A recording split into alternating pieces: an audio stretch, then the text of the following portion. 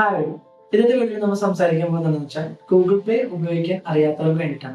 Google പേ എങ്ങനെ download ചെയ്യാം, അതിൽ ബാങ്ക് ഡീറ്റെയിൽസ് എങ്ങനെ ആഡ് ചെയ്യാം എന്ന ഡീറ്റെയിൽസ് ആയിരിക്കും ഇന്നത്തെ വീഡിയോയിൽ സംസാരിക്കാം. ഇതിന് ആദ്യമായിട്ട് നിങ്ങൾ ചെയ്യേണ്ടതെന്ന് വെച്ചാൽ പ്ലേ സ്റ്റോറിൽ അല്ലെങ്കിൽ ആപ്പ് സ്റ്റോറിൽ കയറിയിട്ട് ഗൂഗിൾ പേ എന്ന് സെർച്ച് ചെയ്തതിനു ശേഷം ഗൂഗിൾ പേ ഡൗൺലോഡ് ചെയ്യുക. ഗൂഗിൾ പേ ഡൗൺലോഡ് ആയി കഴിഞ്ഞാൽ നമ്മൾ ഓപ്പൺ ചെയ്യുക. ഓപ്പൺ ചെയ്യുന്ന സമയത്ത് നമ്മുടെ ഫോൺ നമ്പർ അവിടെ രജിസ്റ്റർ ചെയ്യാൻ പറയുന്നുണ്ടാവും. അപ്പോൾ നിങ്ങളുടെ ബാങ്ക് ആയിട്ട് രജിസ്റ്റർ ചെയ്തിട്ടുള്ള ഒരു മൊബൈൽ നമ്പർ അവിടെ ആഡ് ചെയ്യും. ആഡ് ചെയ്ത ശേഷം പ്രൊസീഡ് ചെയ്യുമ്പോൾ നിങ്ങൾക്ക് ഒരു OTP വരുന്നതായിരിക്കും. ആ OTP അതിലേക്ക് എൻ്റർ ചെയ്തിട്ട് കണ്ടിന്യൂ കൊടുക്കുക. അപ്പോൾ നിങ്ങൾക്ക് ഗൂഗിൾ പേയുടെ ഒരു വിൻഡോയിലേക്ക് കിടക്കുന്നതായിരിക്കും. ഗൂഗിൾ പേയുടെ വിൻഡോയിലേക്ക് കിടന്നതിന് ശേഷം മേളിൽ റൈറ്റ് സൈഡിലായിട്ട് നിങ്ങൾക്ക് പ്രൊഫൈൽ ഒരു ഓപ്ഷൻ കാണാൻ കഴിയുന്നതാണ്. അവിടെ ക്ലിക്ക് ചെയ്ത ശേഷം നമുക്ക് അവിടെ ആഡ് ബാങ്ക് ഡീറ്റെയിൽസ് എന്നൊരു ഓപ്ഷൻ കാണാൻ കഴിയും. അവിടെ നമുക്ക് ബാങ്ക് ഡീറ്റെയിൽസ് ആഡ് ചെയ്യാൻ വേണ്ടിയിട്ട് അവിടെ സെലക്ട് ചെയ്യുക.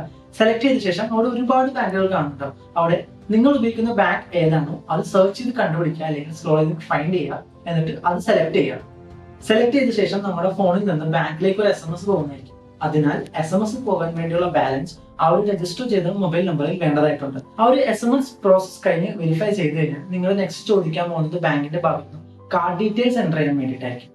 സോ ആ ഒരു കാർഡ് ഡീറ്റെയിൽസ് എൻ്റർ ചെയ്യുക. ആദ്യം കാർഡ് നമ്പർ എൻ്റർ ചെയ്യണം. പിന്നെ എക്സ്പയറി ഡേറ്റ്, അത് കാർഡിൽ ചെക്ക് ചെയ്തിട്ട് എന്നാണ് നിങ്ങൾ കാർഡ് എക്സ്പയർ ചെയ്യുന്നത് ആ ഡേറ്റ് എൻ്റർ ചെയ്യുക.